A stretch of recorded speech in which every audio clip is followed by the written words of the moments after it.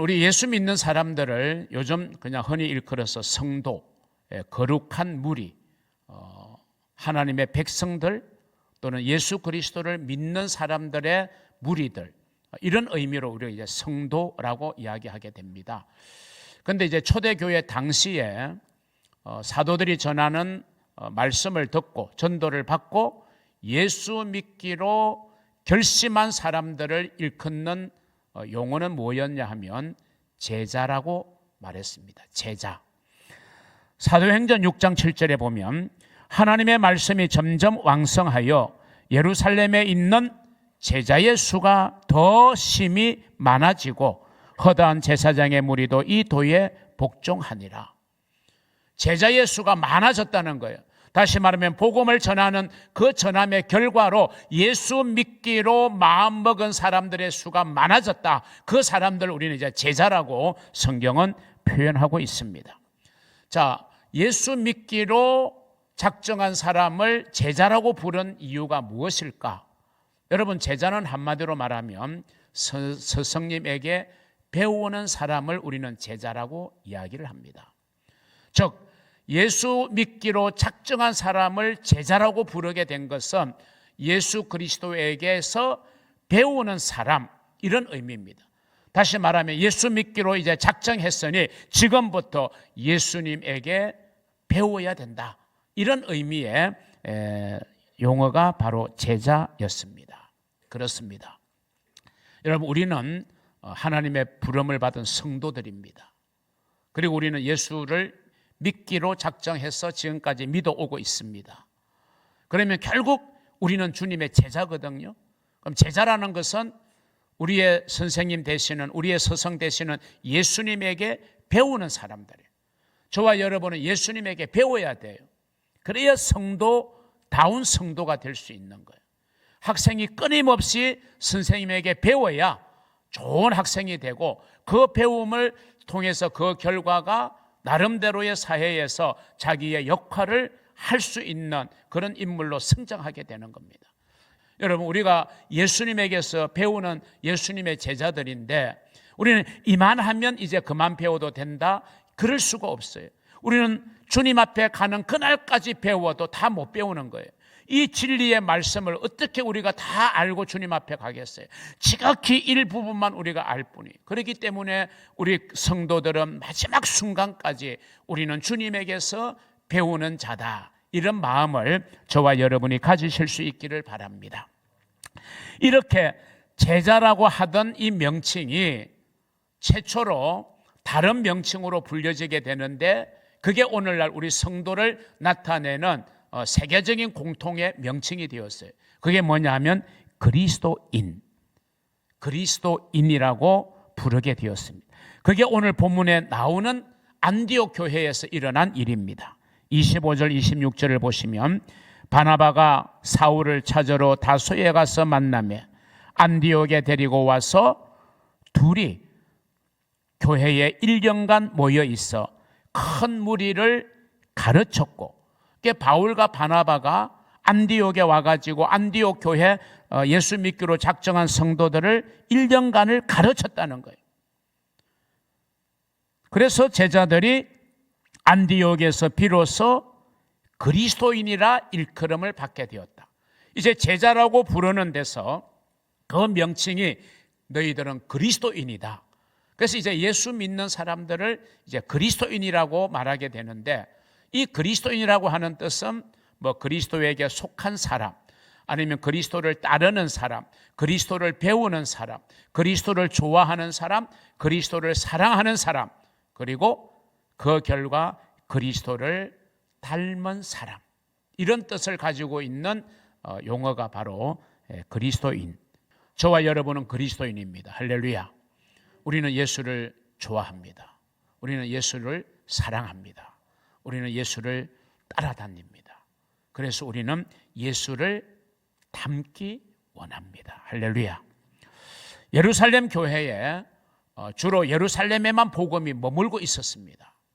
그런데 주님의 뜻은, 하나님의 뜻은 복음이 한 지역에만 머무는 게 주님의 뜻이 아니에요. 너희에게 성령이 임하시면 너희가 권능을 받고 예루살렘과 온 유대와 사마리아와 땅 끝까지 이르러 내 증인이 되어야 한다. 땅 끝까지 복음이 전해지는 게 주님의 뜻이거든. 그 일을 위해서 믿는 자를 택하시고 그들에게 성령의 충만함을 주시는 거예요. 그런데 여전히 성령은 받았고 여전히 변화되었고 복음을 전하기는 하는데 예루살렘을 못 벗어나고 있는 거예요. 그러니까 하나님께서 안타깝게 여기시고 그런 예루살렘 교회에 큰 핍박이 일어나게 합니다. 그게 뭐냐 하면 그들의 일꾼으로 선택한 7 집사 가운데 스데반 집사가 돌에 맞아서 순교를 당하는 큰 사건을 계기로 예루살렘 교회에 대대적인 환란이 일어나게 돼요. 그러니까 사람들이 성도들이 환란을 피해서 각종 지역으로 흩어지게 돼요. 사방으로 흩어지게 됩니다. 스스로 흩어지면 얼마나 감사하겠어요. 스스로 예수 믿고 스스로 복음 전하고 스스로 복음 전파에 힘쓰는 교회가 되면 얼마나 좋겠어요. 그런데 안 하니까 어떻게 해요? 하나님이 채찍을 드시는 거예요. 우리가 자녀를 키워본 부모의 심정 너무나도 잘 알죠. 자녀가 스스로 알아서 열심히 하면 얼마나 대견스럽고 얼마나 뿌듯하고 얼마나 감사해요. 그런데 안 하거든요. 그러니까 어떻게든지 간에 말도 하고 때로는 혼도 내보고, 요즘은 그런 일이 없지만 저희들 자랄 때는 매도 맞았어요. 자녀들이 부모에게. 요즘은 뭐 매 때리면 신고한다고 해버리니까 이게 자녀 교육도 제대로 지금 못하는데, 옛날에 저희들은 다 맞으면서 컸잖아요. 부모에게도 맞았고 형에게도 맞았고 맞으면서 크는 거. 왜 때렸을까? 미워서? 절대로 아니죠. 잘 되라고, 더 좋은 모습으로 성장하라고 그렇게 우리를 채찍질하는 거예요. 아니, 성령을 주시고 은혜를 주시면 그 주님의 뜻을 따라서 유대와 사마리아와 땅 끝까지 복음 전하는 일에 좀 힘을 쓰면 좋겠는데 오직 예루살렘에만 머물고 있으니 주님께서 탁 환란을 주신 거예요. 그리고 어쩔 수 없이 그 환란을 피하여 사방으로 흩어지게 되었습니다. 어디로요? 이스라엘 그 북쪽 해안 지역인 베니게, 그리고 오늘 본문에 보니까 지중해 섬 가운데 하나인 구버로, 그리고 심지어는 거기에서 예루살렘에서 북쪽으로 480km나 엄청나게 떨어져 있는 안디옥에까지 사람들이 흩어지게 된 거예요. 여러분, 겉으로 보면요, 예루살렘 교회가 패배한 것 같고 무너질 것 같아요. 그리고 마귀는 승리할 것 같아요. 왜? 스데반을 죽인 거는 결국 마귀의 조정을 받은 환한 군중들 아닙니까? 그런데 이런 핍박 속에서 하나님께서는 새로운 역사를 시작하고 계셨던 겁니다. 환란을 피하여 그렇게 흩어져 있던 사람들이 그 흩어진 지역에서 여러분 숨어 지냈을까요? 가슴 졸이며 나에게도 어려움이 닥치지 아니할까 숨죽이며 살았을까요? 아니죠. 그 이후에 이루어지는 기록을 보면요, 흩어진 그곳에서 이 흩어진 성도들은 복음을 전하기를 시작한 거예요. 여러분, 성도들은요, 어디로 가든지 어떤 상황이든지 간에 복음 전하는 거, 이거 정말 중요하게 여길 줄 아는 게 그게 성도다운 성도인 것입니다. 그게 구원받은 자의 정표입니다. 복음을 전하는 거예요. 왜? 구원은 너무 좋은 하나님의 선물이잖아요. 그 선물을 나만 소유하면 안 되잖아요. 좋은 것은 나누라고 했으니까, 모든 좋은 것은 함께 하라고 했으니까. 그래서 우리는 복음을 나누는 거예요. 복음을 전하는 거예요. 왜? 내가 받은 이 좋은 구원, 알지 못하는 내 가족도 받아야 되고 내 친구도 받아야 되고 내 직장의 동료도 받아야 되고 내 이웃도 받아야 되니까 우리는 복음 전하는 게, 이거는 그냥 자연 발생적으로 우리가 할 수밖에 없는 일인 겁니다. 초대교회 성도들은 복음의 능력을 알았어요. 복음의 생명력을 그들은 체험했던 거거든요. 그러니까 그들은 누가 강조하지 않아도 환난 때문에 도망갔지만, 흩어졌지만 그곳에서 또 여전히 그들은 중단하지 않고 복음을 전하는 일에 힘을 쓰고 있는 겁니다. 여러분, 우리가 예수를 만나서 예수님의 자녀가 되고 구원의 확신을 가지게 되면 우리 안에 복음에 대한 열정이 일어나게 되는 겁니다. 여러분 안에 복음의 열정이 일어날 수 있기를 주의 이름으로 축원합니다. 이 안디옥이라고 하는 지역에서 일어난 놀라운 사건은요, 그동안은 복음이 유대인에게만 집중해서 전해졌는데 비로소 헬라인, 이 헬라인이라는 말은 유대인이 아닌 이방인을 그 당시에 의미했기 때문에 이방인에게 이제 복음을 전하게 되는 이 놀라운 일이 일어난 거예요. 왜냐하면 하나님은 유대인에게만 복음 전해지는 걸 원하는 게 아니라, 예수는 유대인만의 구원자가 아니라 우리 모든 인류의 구원자로 오셨기 때문에 복음은 모든 사람이 다 들어야 되는 거예요. 복음은 모든 사람이 들어야 돼요. 아무리 흉악한 죄인이라도 복음 듣고 회개하면 새로워지는 거거든요. 예수와 함께 십자가에 달렸던 강도 한 사람은요, 회개했습니다. 당신의 나라에 임할 때 나를 기억해달라. 그 한마디에 오늘 네가 나와 함께 낙원에 있으리라. 할렐루야.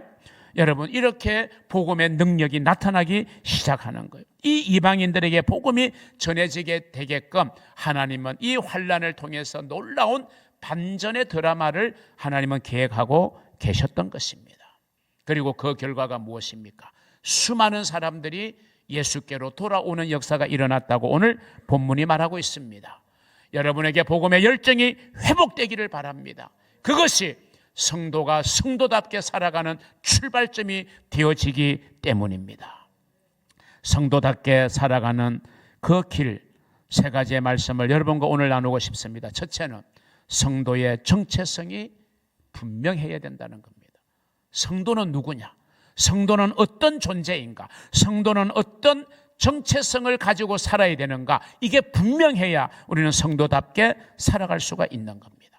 한마디로 말하면 성도, 즉 그리스도인, 그리스도에게 속한 사람이다. 이 정체성을 가져야 돼요. 나는 그 누구에게 소속되어 가지고 조정을 받는 사람이 아니라 나는 한 사람의 인격체로서 나는 그리스도와 연합되고 그리스도에게 소속되어져서 그리스도와 인격적인 만남을 가지고 그 그리스도의 뜻을 이루어드리기 위해서 살아가는 사람, 그게 성도거든요. 그래서 성도는 그리스도에게 속한 사람이라는 정체성이 있어야 돼요. 바울은 이렇게 말합니다. 고린도전서 3장 23절, 너희는 그리스도의 것이요. 우리는 그리스도에게 소속되었다는 거예요.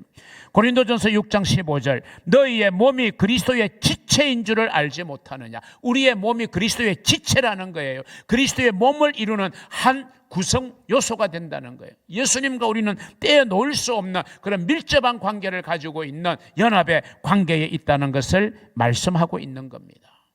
우리가 소속되어 있는 그리스도, 그분은 우리를 위하여 자신의 목숨을 내어주신 분이에요. 그리고 성도는 그 소속을 분명하게 해야, 그래서 예수가 나를 위하여 자기의 목숨을 내어주심으로 우리는 그 예수를 믿을 때 구원받게 되는 그리스도의 사람이 된다고 하는 이 확신을 가져야 우리는 성도답게 살아갈 수 있는 거예요.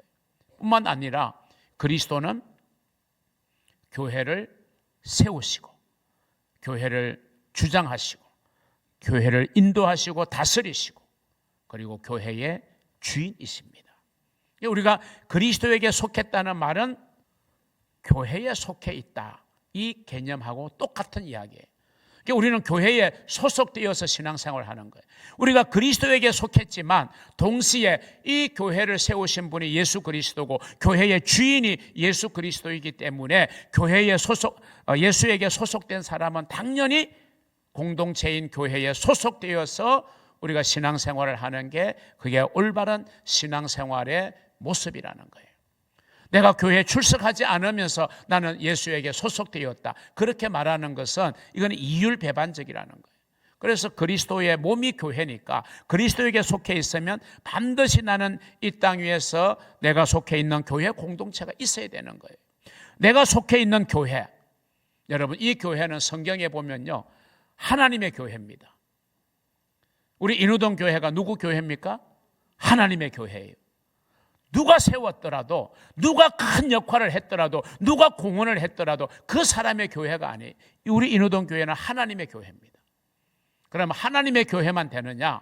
또 성경에 보니까요, 이 교회에 소속되어 있는 우리 모두의 교회다. 우리의 교회다. 예, 그렇습니다. 인후동 교회는 우리 모두의 교회입니다. 우리 모두의 교회예요. 또 하나 더 있어요. 성경에 보니까. 그런데 이 하나님의 교회고 우리 모두의 교회인 이 인후동 교회가 내 교회가 되어야 된다. 할렐루야. 내 교회가 되어야 돼요. 세상에 많은 사람들하고 우리는 가깝게 지낼 수 있어요. 그러나 내 가족이 또 있는 것처럼 여러분, 세상에 많은 교회가 있어요. 다 그 교회가 건전하다면 하나님의 교회예요. 그런데 그 다른 교회가 내 교회가 될 수는 없는 거예요.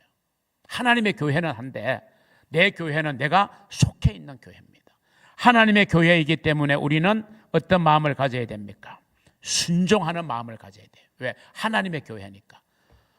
또 교회는 우리 모두의 교회니까 어떤 마음이 필요할까요? 서로 협력하는, 협동하는 마음을 가져야 돼요. 그리고 내 교회잖아요. 내 교회니까 내가 책임지는 마음을 가져야 돼요. 순종하는 마음, 협동하는 마음, 책임지는 마음. 그게 교회를 섬기는 성도다운 성도의 모습이다 라고 하는 것입니다. 그런 면에서 저와 여러분, 성도의 정체성을 분명하게 하여서 성도답게 살아갈 수 있는 은혜가 있기를 주님의 이름으로 축복합니다. 두 번째는요, 우리가 정말 성도답게 사는 길은, 성도는 그리스도를 닮아야 된다는 것입니다. 그리스도를 닮아야 된다. 이 그리스도인이라는 말 자체의 가장 성숙된 의미는 그리스도를 닮은 사람이라는 뜻입니다. 우리는 그리스도를 닮아야 돼요. 자, 그럼 그리스도를 닮는다, 조금은 추상적인 표현이잖아요. 어떻게 해야 내가 그리스도를 닮느냐? 그리스도를 닮는다는 것을 조금 잘 이해할 수 있도록 우리에게 설명하고 있는 표현이 성경에 나옵니다. 저는 두 가지 표현을 발견하고 여러분에게 소개합니다. 그 하나는 그리스도의 향기라는 겁니다. 고린도후서 2장 15절, 우리는 즉 그리스도인은, 성도는 구원받는 자들에게나 망하는 자들에게나 하나님 앞에서 뭐가 되어야 된다? 그리스도의 향기가 되어야 된다. 그래서 성도는 그리스도를 닮아야 되는데, 닮는다는 말은 내가 삶을 통해서 그리스도의 향기, 그리스도의 냄새를 풍겨야 된다는 것입니다. 여러분, 그런데 냄새에는 두 종류가 있어요. 아름다운 냄새가 있어요. 향수, 향기. 근데 또 역겨운 냄새도 있잖아요. 그렇죠? 음식을 예를 들면 아주 잘 요리되어져서 김이 모락모락 나고 맛있는 음식 냄새가 코끝을 스치면요, 얼마나 군침이 도는지 막 그 음식을 먹고 싶어지잖아요. 식욕이 생기잖아요. 그건 좋은 냄새이기 때문에 그래요. 그런데 음식이라도 상한 음식이 내 앞에 놓이면요, 그 상한 음식의 쾌쾌한 냄새가 내 코를 찌르면요, 막 피하고 싶잖아요. 음식을 버려야 되잖아요. 역겨운 냄새가 나게 되는 거거든요. 그래서 세상의 모든 냄새는 두 종류인 거예요. 이게 음식에만 적용될까? 아니에요. 우리 사람에게도 어떤 사람은 정말 아름다운 냄새를 풍기는 사람이 있는가 하면 어떤 사람은 역겨운 냄새를 풍기는 사람이 있어요. 여러분, 그리스도인들은 그리스도의 향기라고 했어요. 그 말은 그리스도의 냄새, 정말 아름다운 냄새를 풍기는 삶을 살아야 되는 것, 이게 우리 예수를 닮은 그리스도인의 모습입니다. 예수 믿는다고 하면서 정말 역겨운 냄새를 풍기는 사람, 우리 주변에 너무 많습니다. 너무 이기적이고 너무 독선적으로 행동함으로 말미암아 사람들의 눈살을 찌푸리게 해요. 그러면 그거는 아름다운 그리스도의 향기가 아니죠. 역겨운 냄새입니다. 야, 교회 다닌다고 하면서, 예수쟁이라고 하면서, 세상 사람보다 더 못하네? 이런 말 들으면요, 그게 어떻게 그리스도의 향기를 풍기는 삶이 될 수 있겠어요? 저와 여러분은 어떤 냄새를 내 주변의 사람들에게 풍기고 있는지를 여러분 한번 생각해 보시기를 바랍니다. 우리는 그리스도의 아름다운 향기를 풍기는 참 좋은 성도, 예수를 닮은 성도가 되어야 할 것입니다. 그런 은혜가 있기를 주님의 이름으로 축복합니다. 또 하나의 다른 표현이 있어요. 그리스도의 편지라는 표현입니다. 그리스도의 편지. 고린도후서 3장 3절에 보면요, 너희는 우리로 말미암아 나타난 그리스도의 편지니 이는 먹으로 쓴 것이 아니요 오직 살아계신 하나님의 영으로 쓴 것이며 또 돌판에 쓴 것이 아니요 오직 육의 마음판에 쓴 것이라. 사도 바울이 고린도 교회 성도들에게 보낸 편지에서 이 고린도 교회 성도들을 향하여 너희는 그리스도의 편지라고 특징을 짓고 있어요. 자, 편지가 뭡니까? 편지는요, 보낸 사람의 마음과 의도를 알 수 있는 글이 편지입니다. 요즘은 편지보다는 이제 문자를 많이 주고받죠. 결국 문자를 보낸 사람의 의도가 뭔지, 이 문자에 담겨져 있는 그 사람의 어떤 것이 뭔지를 우리는 느끼게 되잖아요. 아, 정말 이 사람이 나를 깊이 생각하고 있구나. 아, 이 사람이 정말 나한테 미안한 마음을 가지고 있구나. 고마운 마음을 가지고 있구나. 그게 이제 강도는 차이가 있겠지만 그게 이제 편지를 통해서, 글을 통해서 우리는 느낄 수 있는 거거든요. 바로 고린도 교회 성도를 향하여 너희는 우리로 말미암아 나타난 그리스도의 편지다. 이 말은 고린도 교회 성도들의 삶의 모습이 그리스도를 나타내 주고 있다는 거예요. 자, 여러분, 저와 여러분의 삶이 그리스도의 편지가 되어야 됩니다. 그러면 우리의 삶을 통해서 그리스도의 모습, 그리스도의 성품, 그리스도의 사랑, 그리스도의 희생, 이것이 우리의 삶에서 보여져야 돼요. 사람들에게. 그래야 우리가 그리스도의 편지가 되는 거예요. 그래야 우리가 그리스도를 닮은 사람이라고 말할 수 있는 겁니다. 사랑하는 성도 여러분, 여러분 그리스도의 향기가 되셔서 정말 여러분 주변의 사람들에게 아름다운 예수의 향기를 풍기시기를 바랍니다. 마지막 세 번째, 우리가 성도답게 살아가기 위해서는 성도는 하나님의 나라를 바라보며 살아야 된다라고 하는 것입니다. 이 하나님의 나라는요, 성경의 주제입니다. 예수님의 사역, 가르치심, 고치심, 전파하심, 이 모든 사역의 핵심 주제가 하나님의 나라였어요.